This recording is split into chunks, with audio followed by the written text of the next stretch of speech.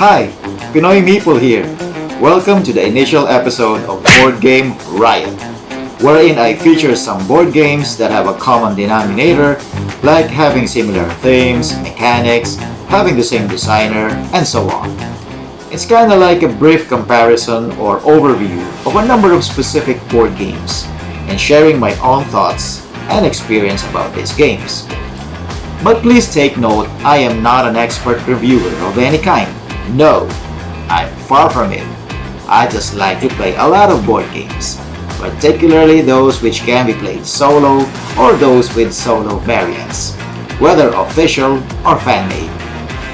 And it's also my way of sharing some options with you guys if you are planning to acquire a board game or add them to your collection with something very specific on mind. Hope this helps. However, I am not going into the details on how to play or give any in-depth reviews. There are tons of videos out there which provides tutorials, first impressions, and other reviews which I will leave for you to discover. But if you don't have a lot of time to get into the nitty-gritty in-depth aspects of these games, and you just want to have a bit of an overview to find out if some games I feature here might suit your taste or not, then hopefully this series can help you decide. So for this show, we are going to give a rating for each game in every specific category using a very simple rating system showing the numbers 1 to 10, 10 being the highest and 1 as the lowest. These ratings will be represented by this riot icon. Now you're gonna be seeing a bunch of them for each category. Again, I just want to say this is purely based on my subjective considerations, which is mostly based on my gameplay experience. These are all subjective. I may be wrong with these ratings, or perhaps you might disagree with some of them, but that's okay. That's perfectly fine. Everyone's got their own personal favorites and opinion. This is more for fun and entertainment purposes only, and I would really appreciate it if you could leave some comments down below and let me know what your thoughts are. So, without any further ado, in this episode of Board Game Riot, 3 games are going to slug it out to become the top dog. And now we present to you the rioters. Hit the Road, Dead of Winter, and Tiny Epic Zombies. All 3 games have one common denominator, and you probably have guessed it by now. The answer is, they all have zombies. Hit the Road and Tiny Epic Zombies have an official solo mode, while Dead of Winter is a semi-co-op game. Fortunately, there are some fan-made solo variants posted online in other board game communities, which are really worth a try. Hit the Road revolves around your group of survivors traveling to Los Angeles while trying to survive a zombie apocalypse. It's a retelling of the stories of adventures and tragedies of a young boy's family vying for survival. So the boy made a game based on their experience. Dead of Winter is a cooperative board game where players are also a group of survivors trying to last through the winter after the zombie apocalypse.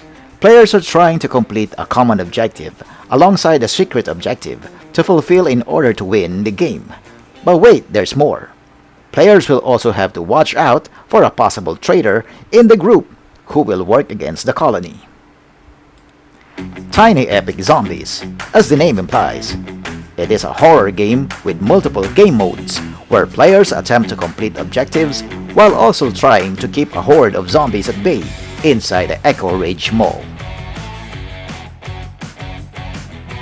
For Hit the Road, the art is fantastic and really complements the theme. I adore the design of the components, especially the cards which were designed as ordinary playing cards, and the tokens which seemed like ordinary items you can pick up along the way of abandoned places. So for Hit the Road, I give it 8 riots. For Dead of Winter, I really dig the artwork of the game. The characters and zombies look impressive for cardboard tokens. It creates a feeling of dread, makes you feel like you are in full-on survival mode throughout each game. The artwork also matches all the components from the standees, cards, resource tokens, and of course, the board, which is not only very thematic, but lets you go around all the locations with ease. So for Dead of Winter, it's an easy 8 riots for me. Tiny Epic Zombies. The art is simply gorgeous. From the box, cards, and all other components, everything were meshed together in one beautiful package. The components are great considering their small sizes, and everything fits well in the little box. The attachable items and weapons that can be easily snapped to the meeples, so cool. It kinda makes your meeple stand out and more distinct. Tiny Epic Zombies deserves 8 riots.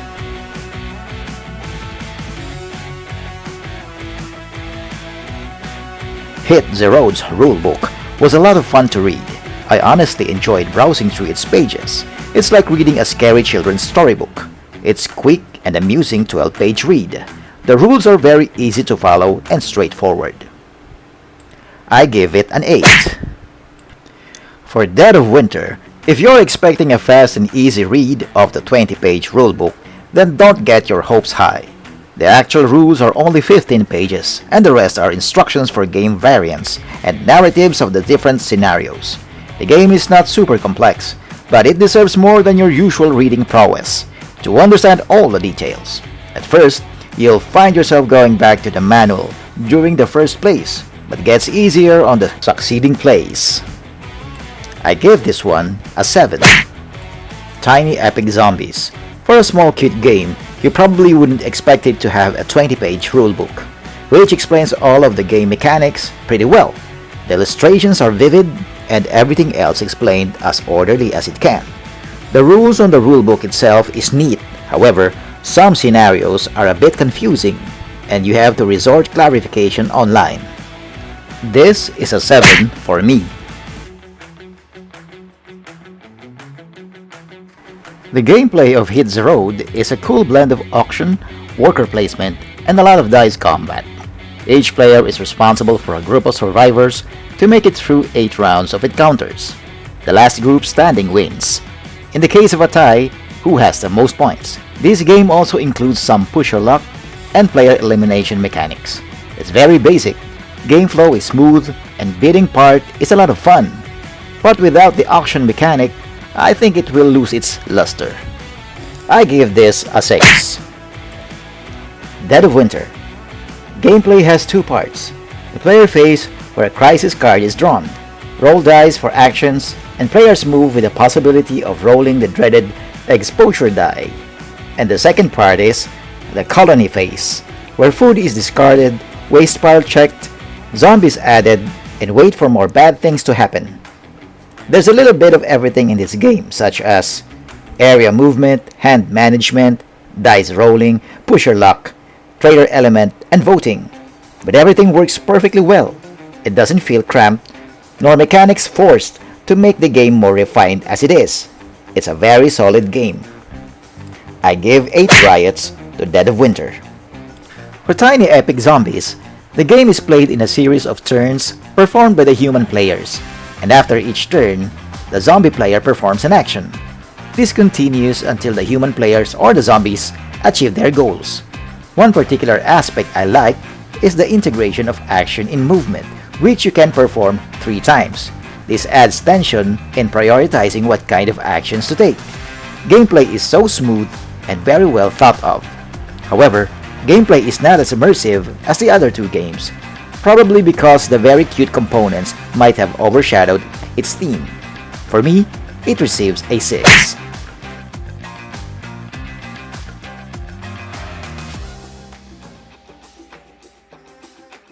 For me, Hit the Road has a small amount of replay value, since after a few plays, you'll be seeing the same sets of cards again and will be too familiarized on what tokens to use. Thereby, somewhat diminishes excitement and challenge. Unfortunately, this one gets 6. Dead of Winter. I really enjoy playing this game. especially during Halloween season, with a family or friends, or even solo using fan-made variants.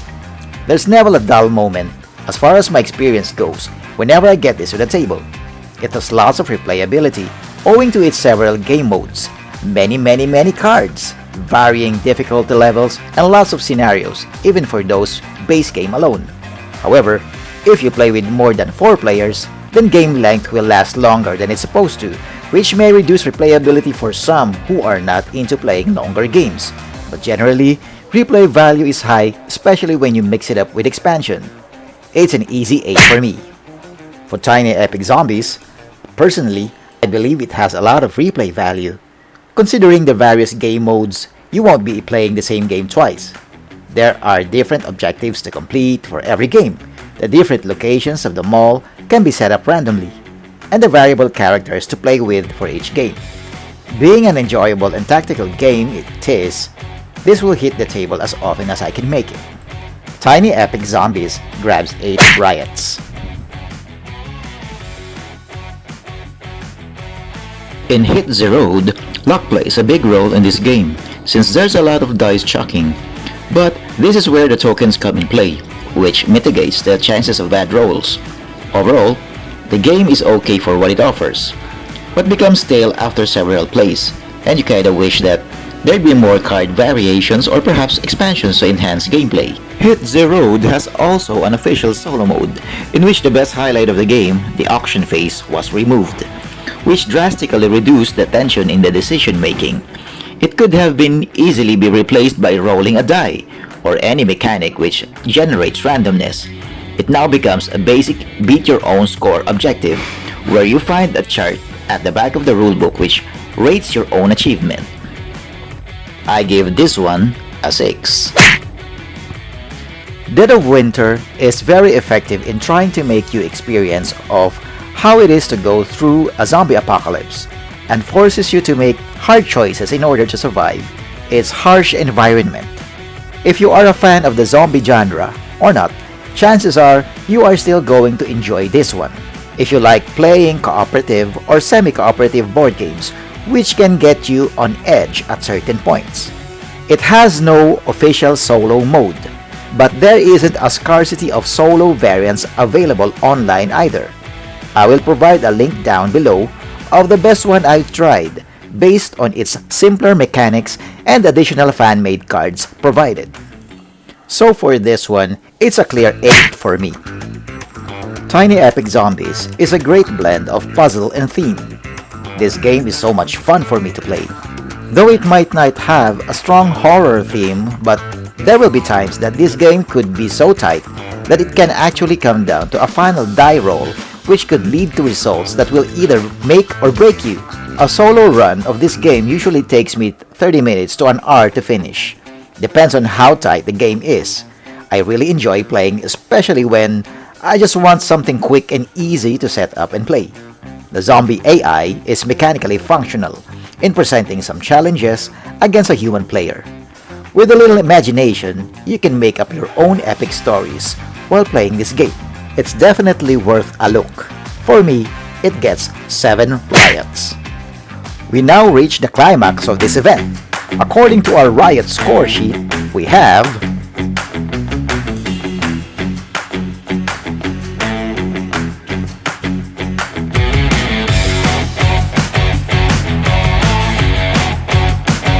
And finally, after the punches have been thrown and the dust settled, a lone victor emerged. We have our champion, and the best rioter goes to Dead of Winter.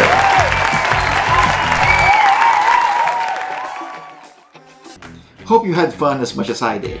For more videos, please hit that like button, share and subscribe. Also, don't forget to hit that notification bell for some updates. You can also leave your comments and suggestions down below.